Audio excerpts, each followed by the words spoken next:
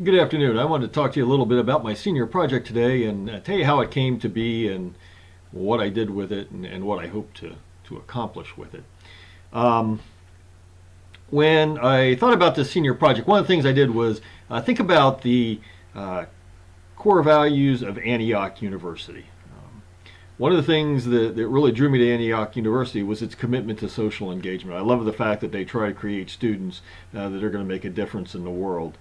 In fact, one of their core values is to empower students to lead meaningful lives to advance social, economic, and environmental justice.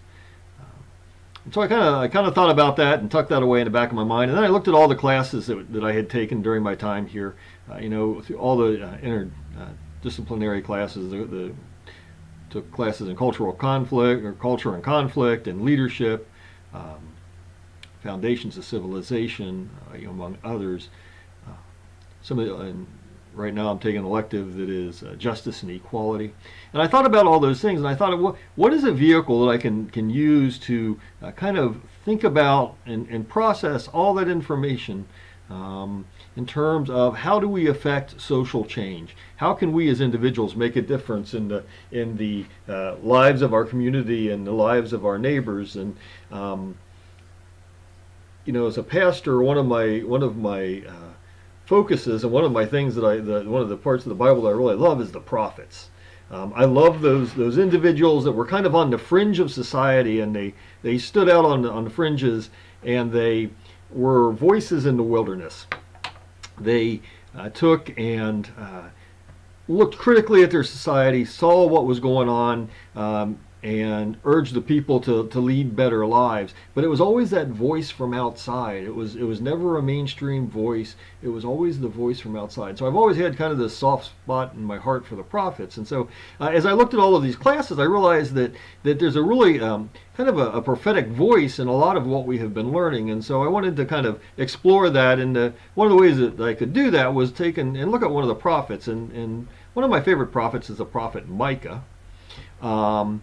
And one of the nice things that works for in this particular case is Micah's book's fairly short. It's only about 7 chapters long. It's not a very long book, and so we're able to get through that in the time frame we have. We only had 7 weeks to put this together, and so wanted something that was manageable in terms of time and size.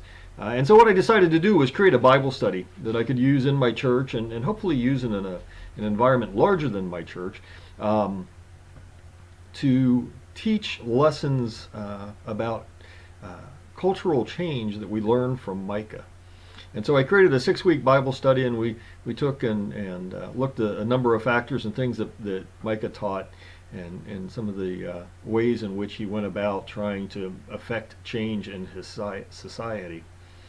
And so what I did was, in each of the sessions, each of the individual, six sessions, I began by we started by doing this by topic. Now let me talk a little bit about the book of Micah. The book of Micah is sometimes very difficult to read through. If you try reading it straight through, it seems like it's a bit of a mishmash, and it really is, because what it is, it's a collection of all of a lot of the things that Micah taught about and preached about over time, and they kind of all got tossed into a book, and there's not a whole lot of editing that went into it, and it's not put together, the organization is not put together in such a way that it kind of makes sense from reading from the beginning to the end. It's more kind of a series of themes that keep being developed over and over again.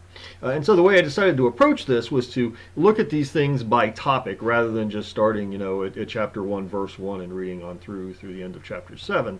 I decided to kind of break this up and look at it by topic. And so each week is a different topic. And then if you take within each one of those weeks, I broke it down so that we start with taking an overview of the topic. Where are we trying to get to? What are we going to be talking about in that particular week?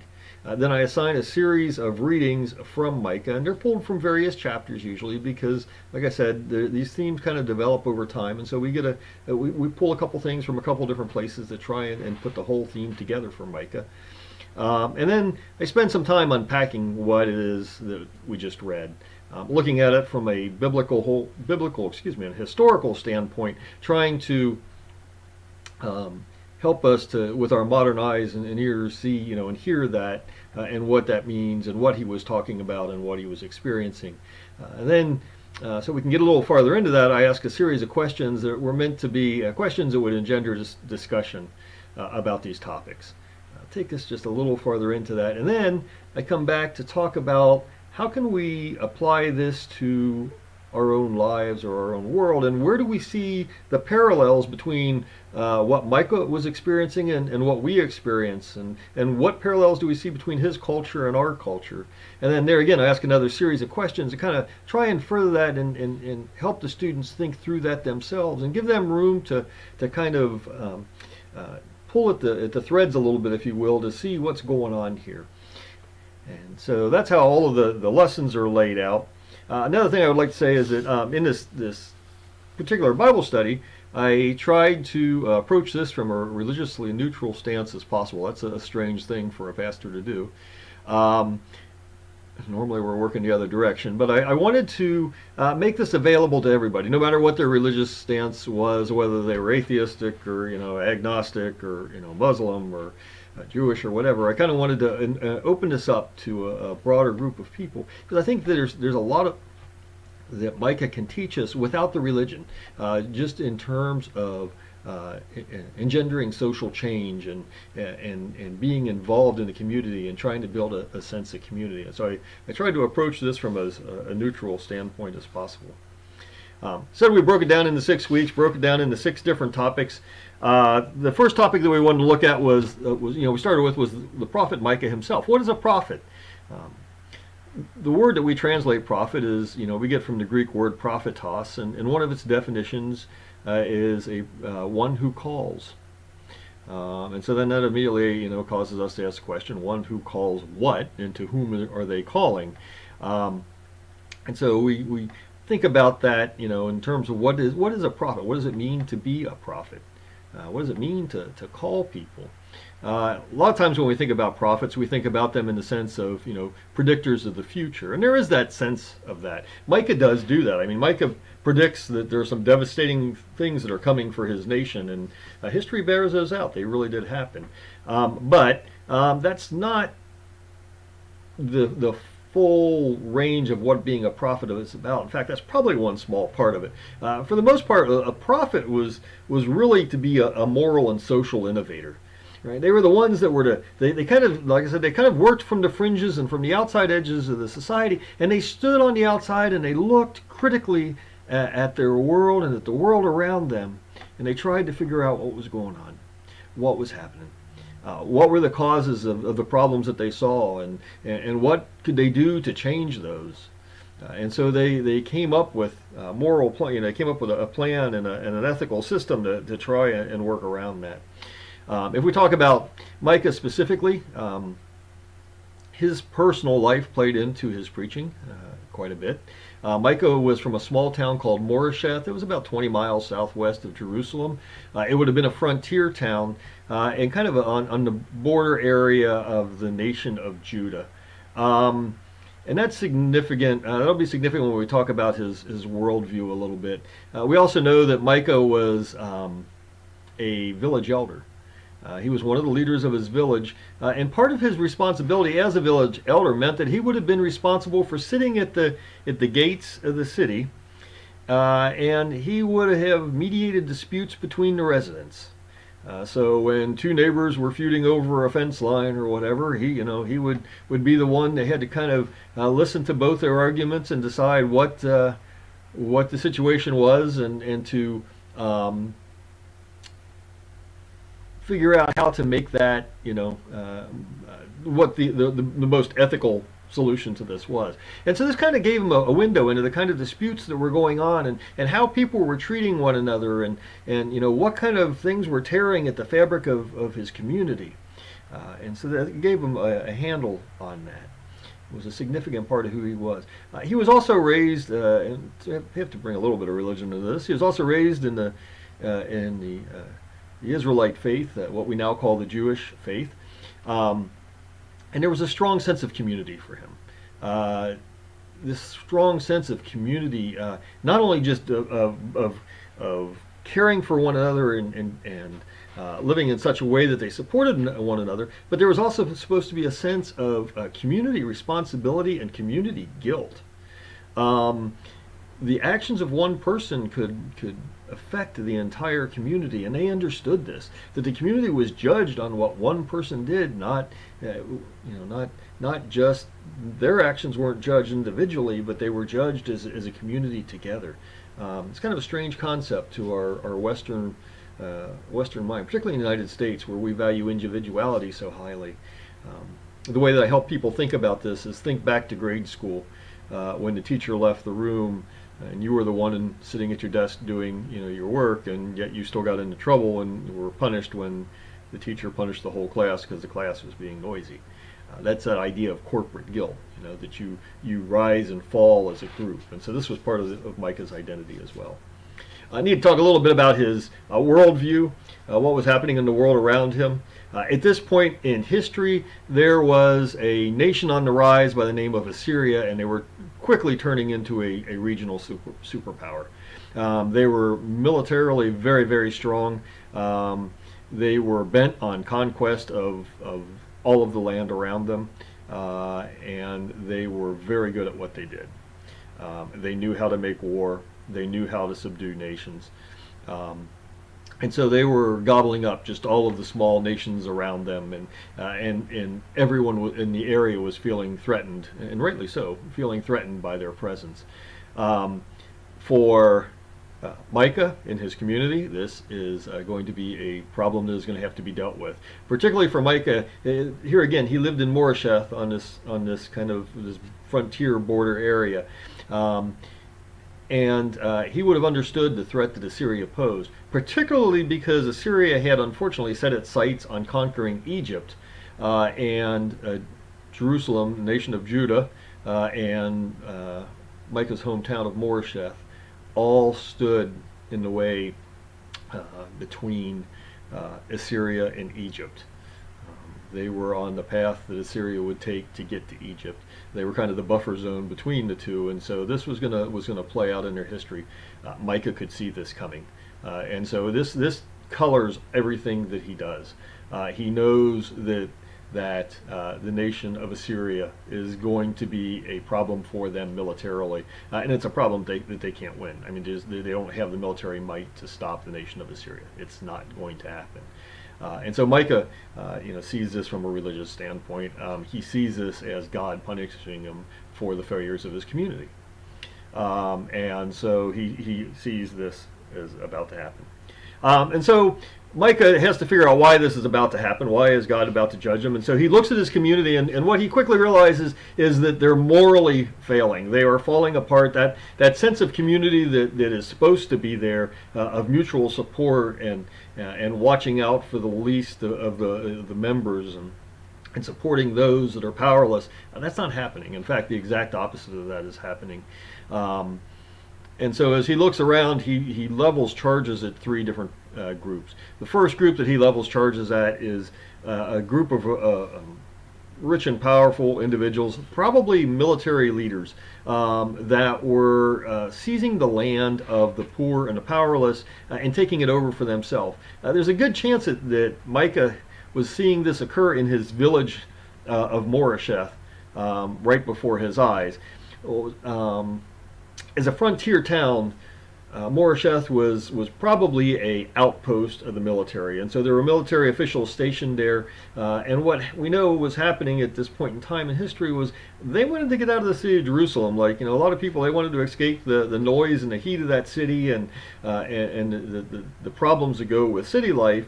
And living in this small little town out in the country didn't look like a bad alternative. And so they decided to move. Well, there was not land available, and so through less than upright means, they were seizing the land from the individuals, and particularly the poor and the powerless, because they were easiest to get the land from, and they were taking their land. And so they were leaving these individuals with, number one, without a way to earn an income. Without land, they couldn't farm. It was very difficult to try and practice a trade. They had no place to live. This put them in a very, very difficult spot. The other thing is land is very important for the Israelites, because it is a sense of it's a birthright. It's given to them and passed down from generation to generation to generation, and it's just kind of a defining factor in who they are. And so this loss of land is just devastating for these people.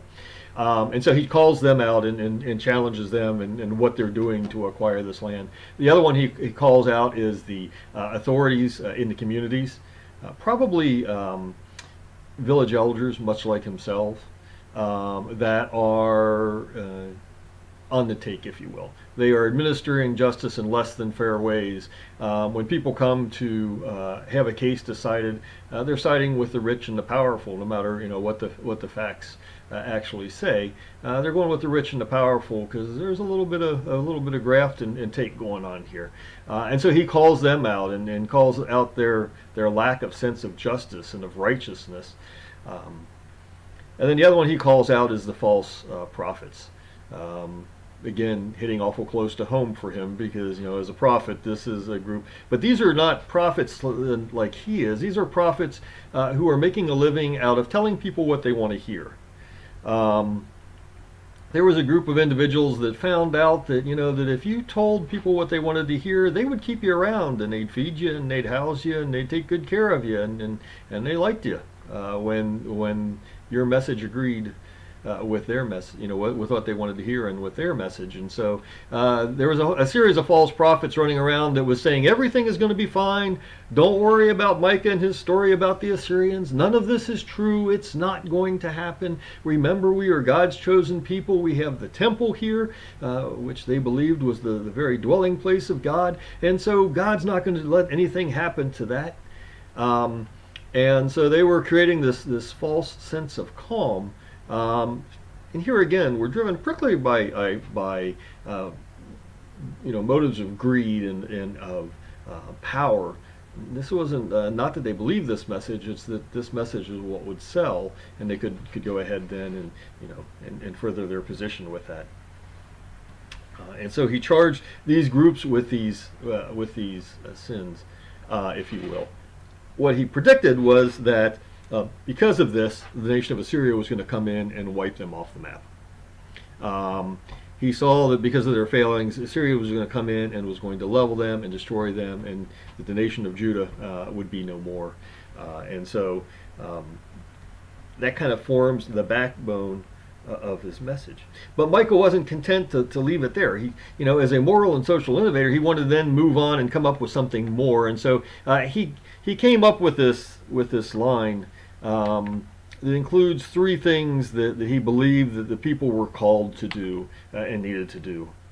And that was to act justly, to love mercy, and as he said it, to walk humbly with his God.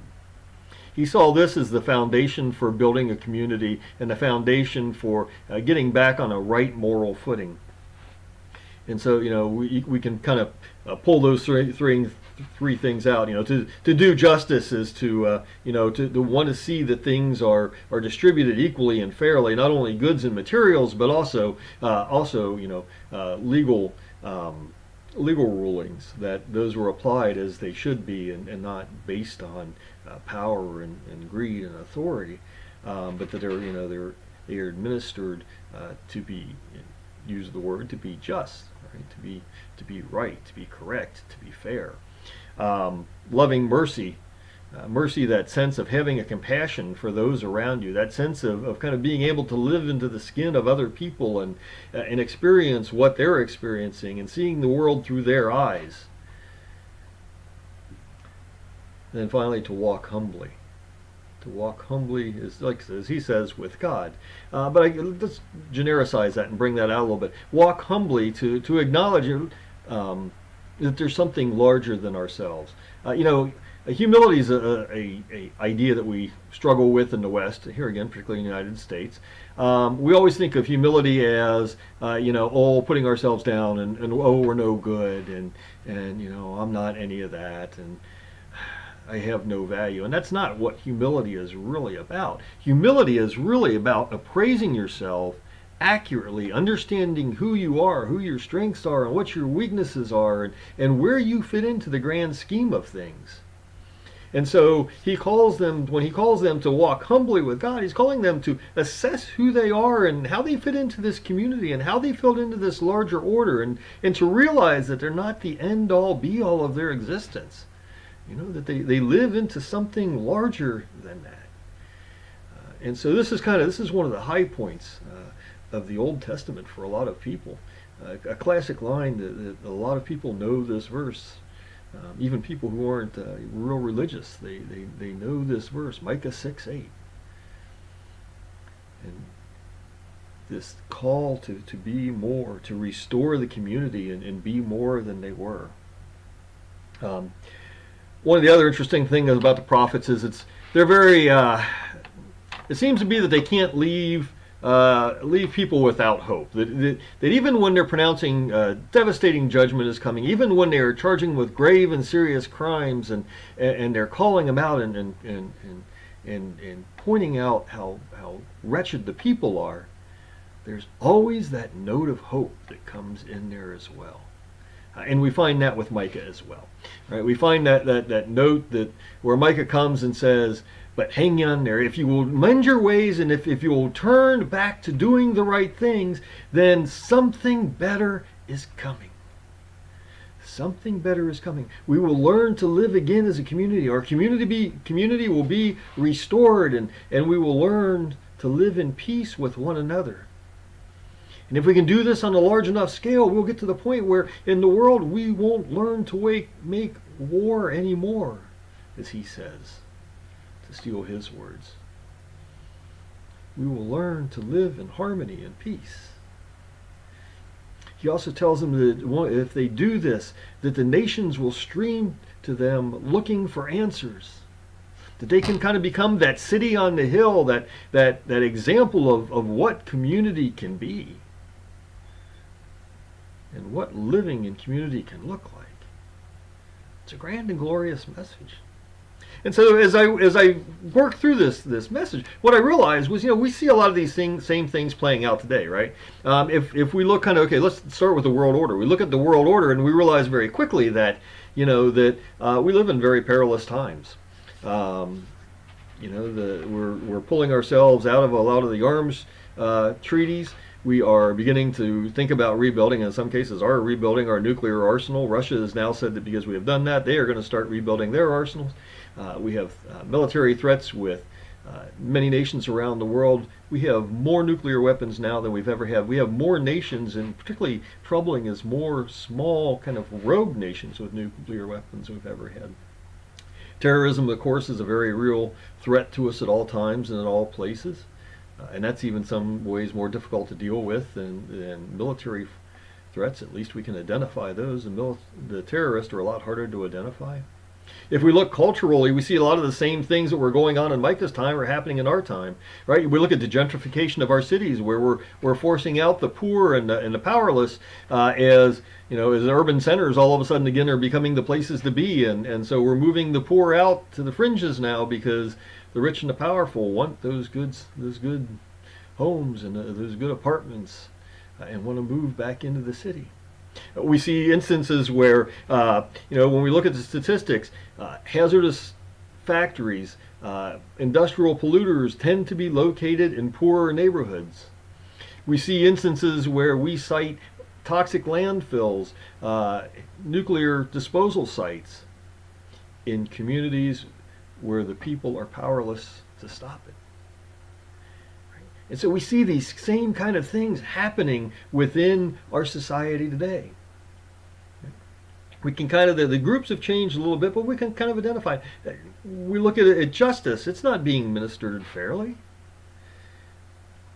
Why is it that blacks are incarcerated and assigned the death penalty at such a higher rate than we are, than whites are, excuse me? No, that's not right. Why is it that blacks are at such a greater risk for being pulled over for minor traffic offenses, and the sentences that they receive are much harder? Why are people of color charged at a higher rate and a higher percentage with drug possession and with drug crimes when we know that people of all color tend to use drugs at the same rate? So we see all of these things going on. And when we look at it, the answers haven't changed all that much. That idea of doing justice, of loving mercy, and of realizing that we're part of something larger and that we're called to lead a reflective life that looks at that and tries to live into that full sense of community, that all still speaks to us today. And so my hope is at the end of this project, what will happen, right? Because this is the kind of the nice to know, so what part of this thing. As I used to have a calculus instructor used to say that. He'd teach us, a part of calculus, and he'd say that, nice to know, so what? And then he'd tell us why it mattered, what we'd use it for. And that this is the kind of the nice to know, so what part of this thing is. So where do we go from here? Well, I think there's still a place for prophetic voices to still speak today. For us to still be, for those individuals who are still willing to stand on the fringes, look at society and call out the problems that they see, to challenge it and push back on that. This is what my time at Antioch has meant. Like I said, one of the things that drew me to Antioch was this idea of social justice. And when I look at the prophet Micah, I see that idea of social justice, of calling out the problems in society, is still alive and well. Maybe, just maybe, we can live into the old Antioch curse. Remember one of the first classes we took, and one of the first things we heard was about the Antioch curse. Horace Mann, in a commencement speech, challenged the students by saying, you should be ashamed to die until you have made some difference in this world. I use that in sermons pretty routinely. But that is where I want to get to at the end of this study, is that we, as members of society, would be ashamed to die until we have made a difference in our society. Hey, thanks for listening. It's been great to be students with you. Can't believe this is the end of my time at Antioch. May God bless you all.